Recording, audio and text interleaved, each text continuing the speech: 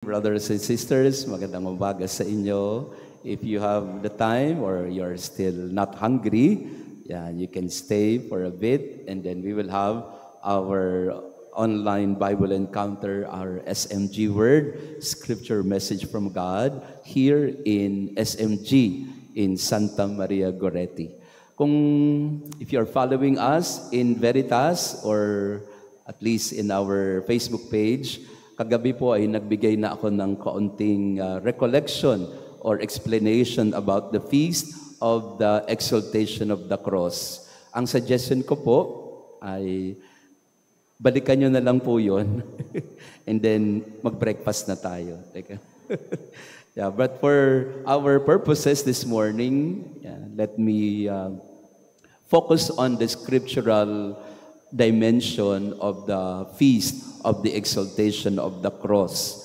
And ang ganda po ng mga pagbasa natin bukas dahil ito po yung pinaka-pundasyon o paliwanag ng kapistahang ito. Yes, there is a devotional side to it. The devotional side is, of course, Queen Helena finding the true cross in Jerusalem. That was in the 3rd, 4th century. Halos panahon din po yun ni St. John Chrysostom, no? Na ang Kristiyano ay bagong-bago pa lang na tinanggap ng imperyo bilang relihiyon. No? In the Edict of Milan, in the 321, thereabout, ang Kristyanismo ay hindi na illegal or outlaw. It is now adopted by the empire through Constantine and Queen Helena as the religion of the Holy Roman Empire. And from that time on, nagbago na lahat, no? Natanggap na ang Kristyanismo, nagpatayo na ng mga simbahan, at si Queen Helena nga po, ang una niyang ginawa, pumunta sa Holy Land para i-preserve ang mga sites, the sacred sites where Jesus was supposed to have done many of the miracles and the events of the life of Jesus. And one of which is finding the true cross.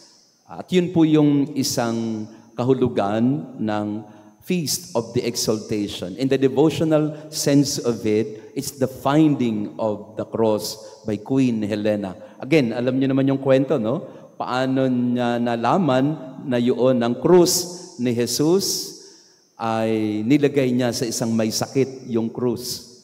No? At yung krus na nakapagpagaling sa may sakit, yun ang nakita nila na krus ni Jesus.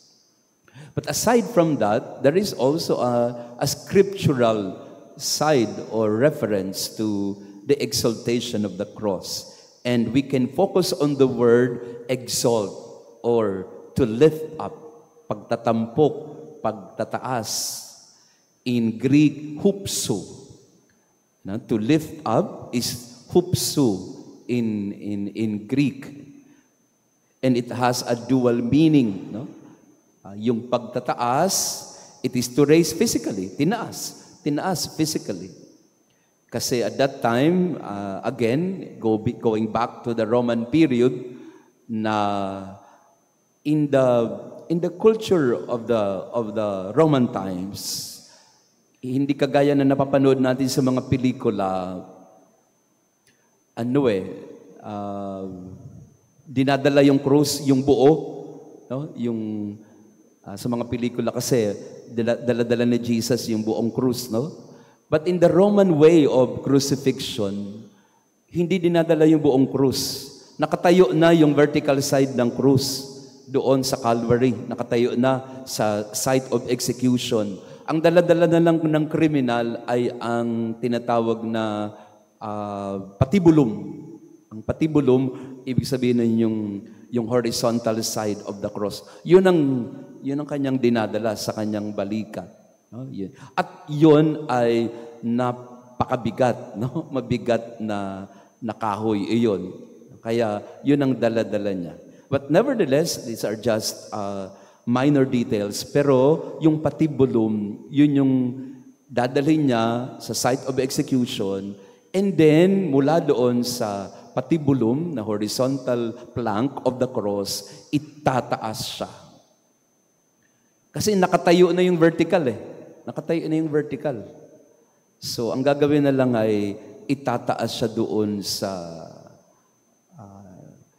krus. Yun yung moment of exaltation. Yung kriminal, iniluluklok sa kanyang chamber of execution. At least that was the intent of Pilate and the leaders of the Jews why they sentenced Jesus to be crucified. So he was literally lifted up, tinaas sa krus para doon siya sentensyahan ng kamatayan. So in the Greek word hupsu, he was lifted up in the literal sense of itinaas physically. But also, the raising up is a form of shame. Tinataas para maipakita sa lahat na criminal ito. No, hindi siya tinatago sa chamber of execution.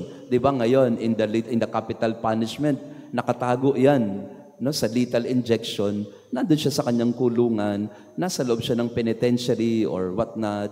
Kahit nga ho yung mga other forms of execution, ayun, doon sila sa private or secluded area. But in the Roman way of execution, they were raised up to shame them. No? To shame the criminal. So itinaas physically at itinaas para hiyain.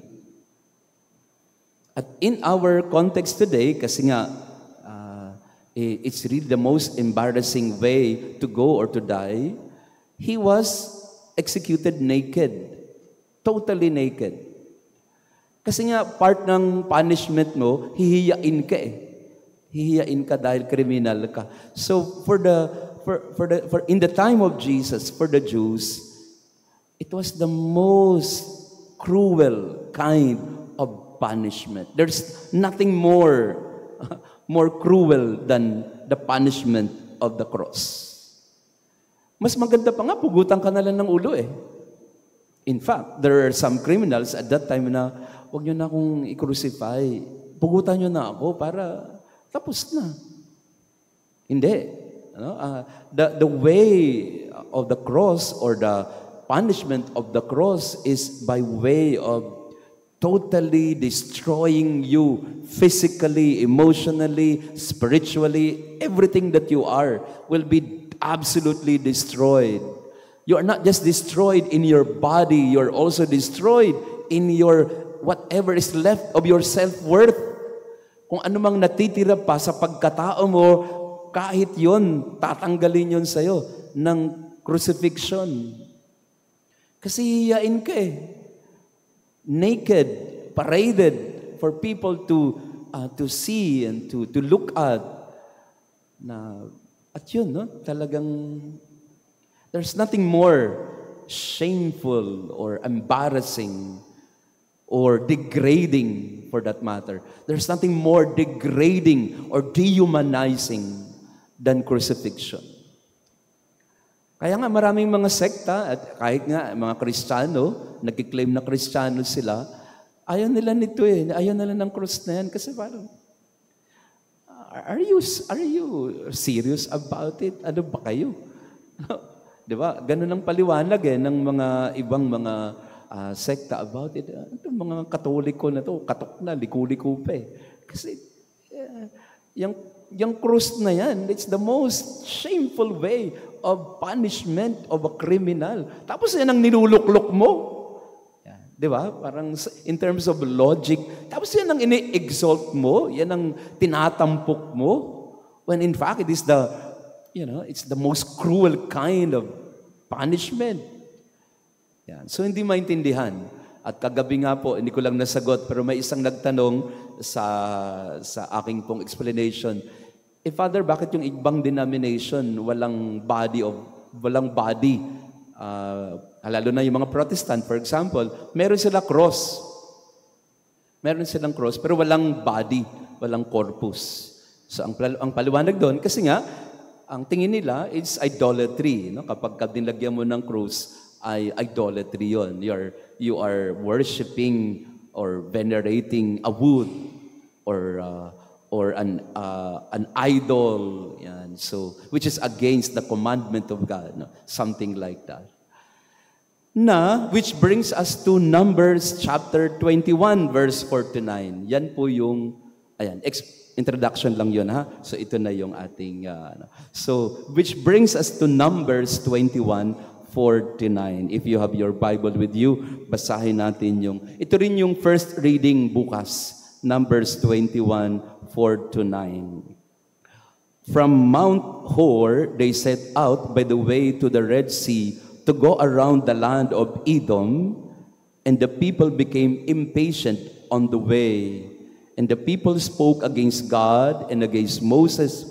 Why have you brought us out of Egypt to die in the wilderness? For there is no food, no water. We loathe this worthless food, the manna. Then the Lord sent fiery serpents among the people, and they bit the people, so that many sons of Israel died. And when the people came to Moses and said, "We have sinned, for we have spoken against the Lord and against you. Pray to the Lord that he take away the serpents from us." So Moses prayed for the people, and the Lord said to Moses, "Make a fiery serpent and set it up as a sign. And everyone who is bitten, when he sees it, shall live." So Moses made a bronze serpent and set it up as a sign, and if a serpent bit any man, he would look at the bronze serpent and live. Ayan. So again, very simple explanation. Why is this not idolatry? Because it's a sign. Ano bang ibig sabihin ng sign? Ang sign ay material element signifying an invisible grace. Di ba? Yun ang ibig sabihin ng sign. It is a material, physical, visible image or figure, but it is representing something beyond what it says or beyond what you see. So, the sign of the cross, the symbol of the cross, it's like the bronze serpent that Moses put up for people to see, so that everyone bitten by the serpent and the snake will be healed and will be saved. So, ang tawag po dito ng mga Bible scholars, it's the prefiguration of the cross. It's a typology of the cross, a type, something similar to the cross later, because this cross that is lifted up for people to see will also save them. So there is now the connection between the old and the new. The old, the bronze serpent, representing Jesus later on. But for now, the bronze serpent is the healing sign for people that were bitten by the poisonous snake. Yan, tinaas ni Moises para makita ng mga tao, para pag nakita nila, mapapagaling sila. Yan, naiintindihan po? Yan. So walang idolatry doon. You're not worshiping. In fact, Moses was not carving an idol, that is different from God or that is a rival to God. Because an idol or a mammon is a figure that is a rival to God. Kalaban ng Diyos. Pero yung pinagawa ni Moises, and have you been to the Holy Land?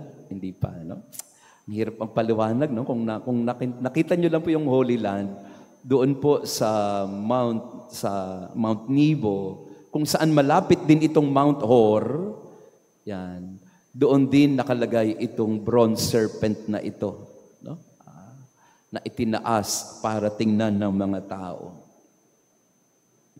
So hindi na bago yung exaltation of the cross. Kasi in Numbers, in the book of Numbers 21 pa lang, nandun na yung karanasan ng mga Israelita na tumingin pataas sa isang sign para gumaling. The elements are there. Moses lifting up as a bronze serpent for people to gaze at, for people to look, and then they will be healed. And the Gospel of John, we go now to the New Testament, the Gospel of John will take this up in John chapter 3, 14 to 17. Na ito din po yung Ebanghelyo bukas. Kaya pagka natapos na po natin ang explanation ngayon ay, ayun, hindi na kayo magsisimba. Hindi, magsisimba, pero mas maiintindihan natin yung misa dahil inaral natin ang mga pagbasa. So, in John chapter 3, verse 14 to 17, the Gospel of John will take up the imagery, the typology of the bronze serpent in the book of Numbers. So let us read from verse 13. No one has ascended into heaven but he who descended from heaven, the Son of Man. So there is the description of ascending and descending, nanggaling sa langit at bumaba sa lupa. So no one has ascended into heaven, but he who descended from heaven, the Son of Man. And verse 14, and as Moses lifted up the serpent in the wilderness, so must the Son of Man be lifted up, that whoever believes in him may have eternal life.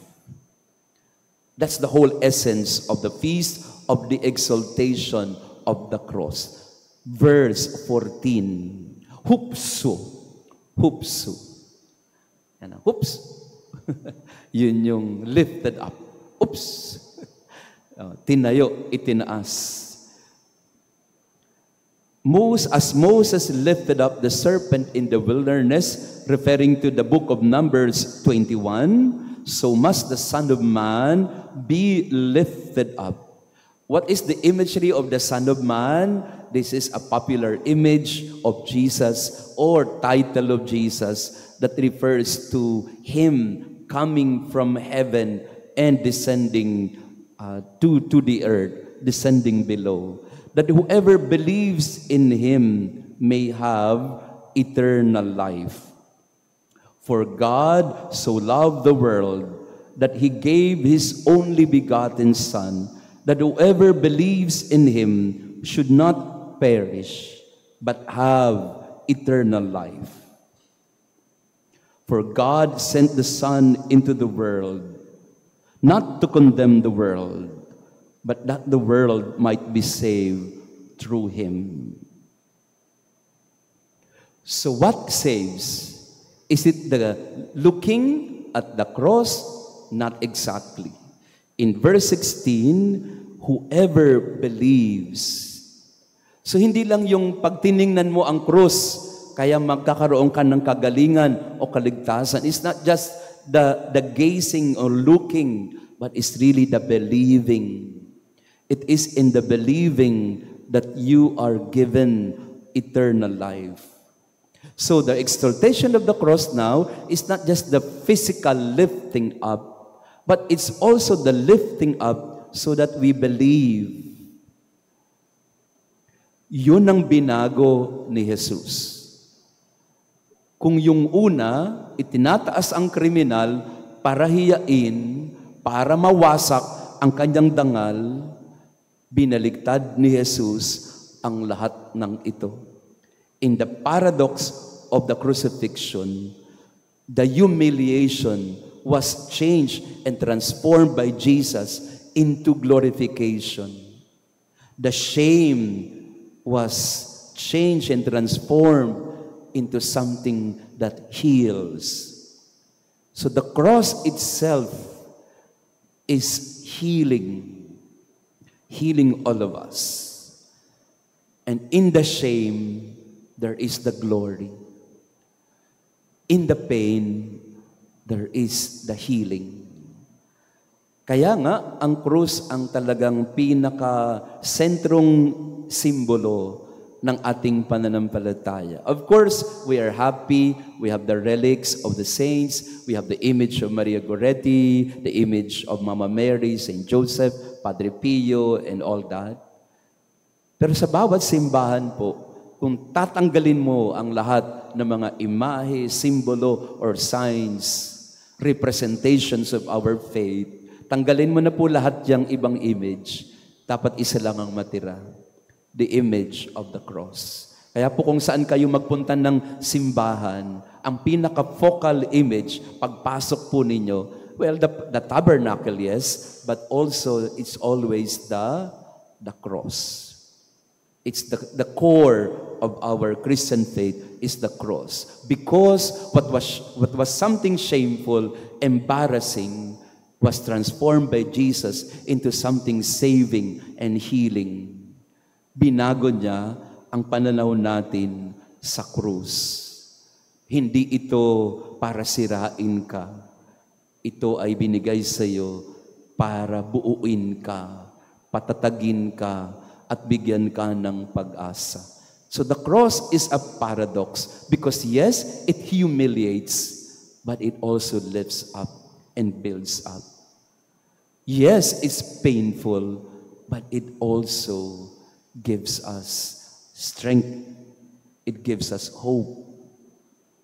And in the cross, there is the revelation of the love of God. At the end of the day, we don't look at the naked man on the cross. We look at the love and sacrifice He performed for us. We go to Philippians chapter 2. Yan.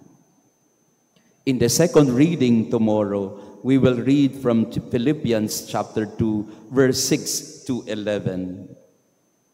Have this mind among yourselves, which was in Christ Jesus, who though He was in the form of God, did not count equality with God a thing to be grasped, but emptied Himself, taking the form of a servant, being born in the likeness of men, and being found in human form, He humbled Himself and became obedient unto death, even death on a cross.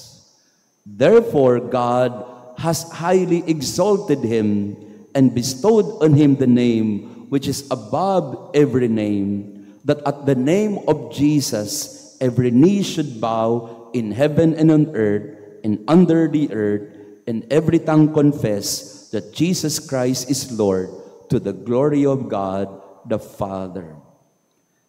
He was obedient unto death, death on a cross, and therefore God exalted Him. Ibig sabihin, ang naglagay kay Jesus sa krus ay ang plano ng Diyos, ang Ama. Kaya kung tayo po ay magiging pilosopo, sino po ang nagpapatay kay Jesus? Ang mga Hudyo? Kung pilosopo tayo, hindi. Ang nagpapatay kay Jesus ay ang tatay niya. In a very ironic sense of it. Bakit nakapunta si Jesus sa krus? Kasi yun ang plano.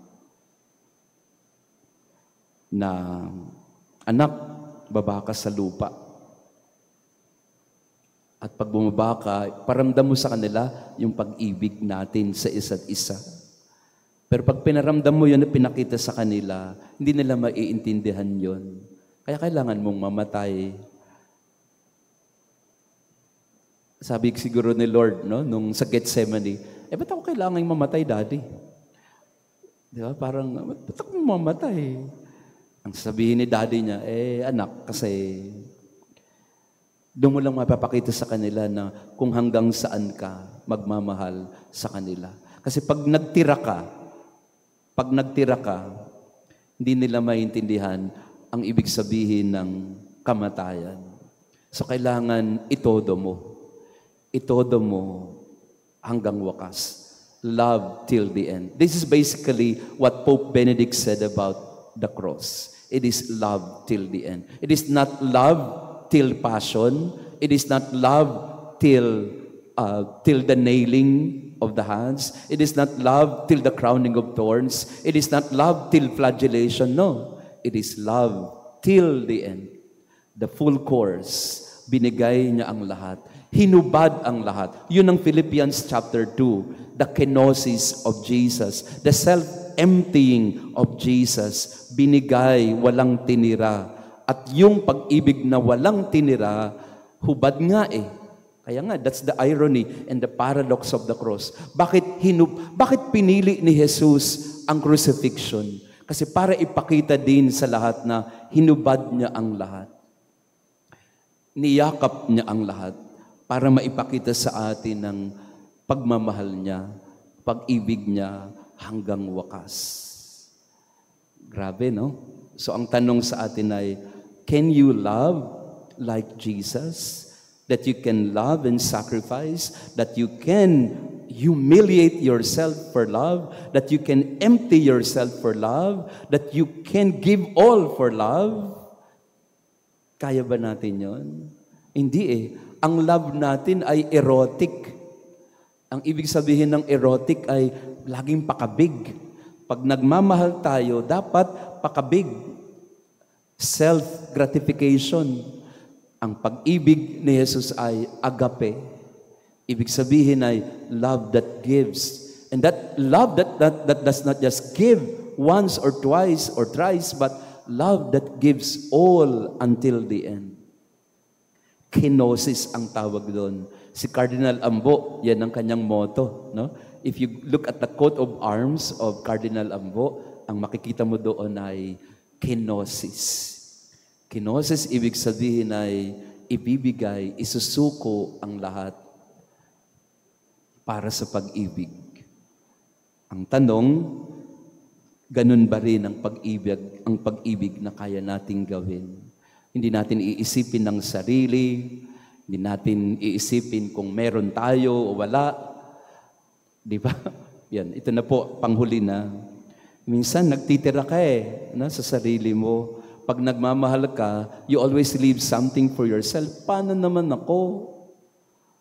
Paano naman ako? How about me? At natural sa tao yun, no? Ako din.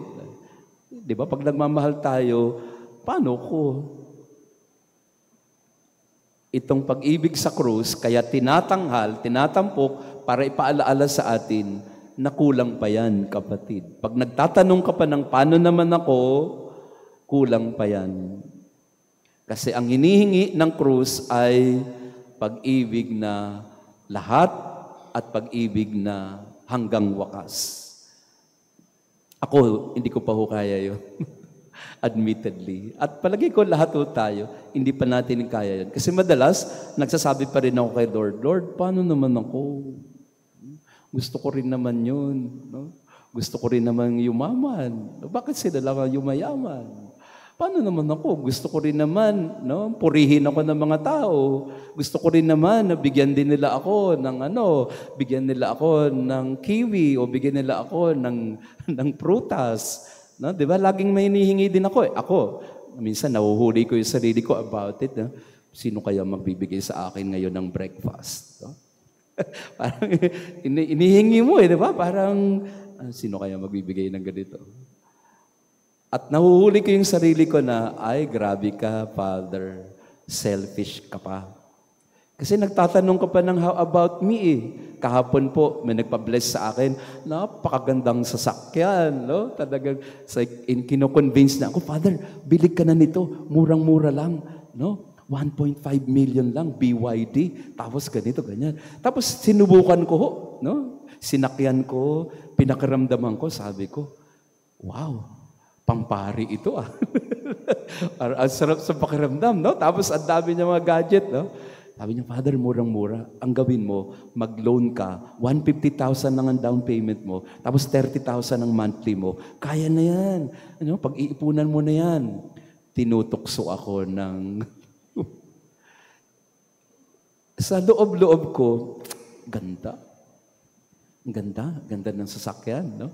Parang gusto ko rin. Yun. Hindi pa buo yung aking pagmamahal. Kasi nag-iisip pa ako ng, paano ako? Gusto ko yan eh. Gusto ko meron din naman ako. Hindi pa siya kapantahin ng pag-ibig sa krus. Pag nagtatanong pa tayo ng, how about me? Hindi pa siya kapantay. Marami pa tayong gagawin. At yun ang paalala sa atin ng krus na yan, pag niyakap mo yung krus, bigay lahat yan. Kenosis. Empty. Empty. Pakitingnan nga ang katabi mo. Kaya mo yun? Aaminin ko sa inyo, hindi ko pa kaya. Marami pa akong kaya, hindi kayang ibigay. Pero siguro it's a process, no? It's a process of self-emptying. It's a process of surrendering and entrusting everything to the Lord. Baka papunta na tayo doon. Alam po ninyo, makikita mo lang yan pag malapit ka ng mamatay. Doon mo mararamdaman yan. Ngayon kasi, hindi mo pa kayang ibigay. Kasi bakit? May pangarap pa ako eh. May gusto pa akong gawin eh. May plano pa ako eh. May pupuntahan pa ako eh. May bibilin pa ako eh. Ganyan, ganyan. Kasi malakas ka pa eh, di ba? Ako, hindi ko pa ibigay lahat kay Lord kasi nga, may mga gusto kong gawin pa sa buhay eh. Pero pag mamamatay ka na, hindi mo na iniisip yan eh. Yung paano naman ako eh. Ano nang isip ko? Kaya ito, paalala sa atin na pag namatay ka, at exactly, that's the whole symbol of it, kamatayan. Exactly, at the point of your death, you will say to yourself, ano ba bang dadaling ko? Ano pang hihingin ko? Wala na. At that point of death and dying, you can only say, into your hands, Lord. I have nothing more. I have nothing more. Nothing more. Pag mamamatay ka na ba, sasabihin mo kay Lord, Lord, pahingi naman ng kotse. Sinong taong mamamatay magsasabi kay Lord, Lord, bigyan mo naman ako ng diamante.